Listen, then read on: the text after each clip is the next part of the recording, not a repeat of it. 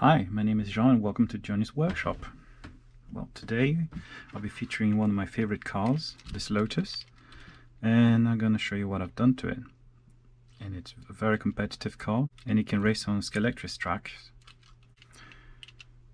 The main difference is, well, you need to make it narrow so it won't climb on another car when you're oversteering, or if the other car is oversteering on you. At first glance you can probably see it's not the original guide anymore, and it had a paint job, which also I'll be featuring, well, what paints I've used and what I've done to it, etc. So there are only two screws here, which is very easy to open. That's the body.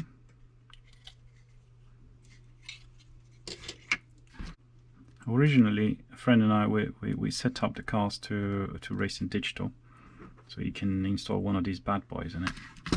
But you do need to make room for it to sit flat, and to do so you take a knife, you cut that edge here.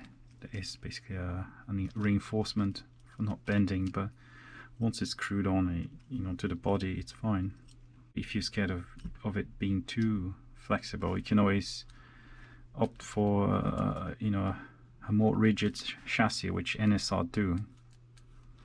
You don't want any body roll on it, you want a body slide, if I may. When to slide, you don't want it to go up and down. The rear bit is the easy part, because you just tighten up as much as you can. You can make it even narrower by cutting some of the what do you call that, barrel. You cut it and you make it even smaller if you wish to, but then it would look ridiculous because the front wheels, there's so much you can make it shorter here or narrower. 63,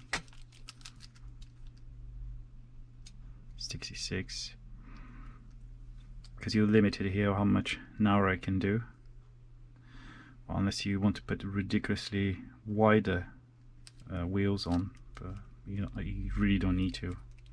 They really run well as they are. So I had to change the front axle.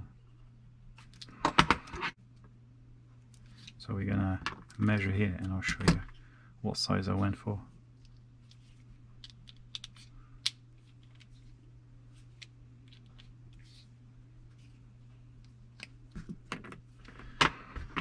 I don't remember if I used NSR or slotted, but you could probably work that out with the width. 2-3 Senna, that's probably NSR. As far as I remember, slotted used a 238. And what's the length? I think they're 55s, and that's well sufficient.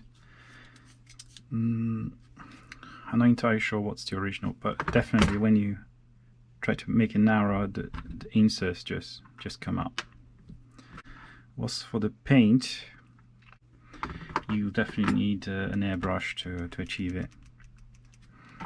Well, here's just brushed this metallic paint here to give an impression of having radiators. You can see them through there. The color, it's a mix of these two, the Tamiya XF3 and the XF59, which are desert yellow and flat yellow. And then it's thin, well, with any acrylic thinner really. No, this is the one I use anyway. And decals, they're alright. I mean, it's probably not the best one out there, but it did the job. I'm not mentioning any shops because, well, I'm not sponsored or anything. If you do a bit of research, you'll find it easily. And that's it for today. That's just featuring one of my cars, and see you next time.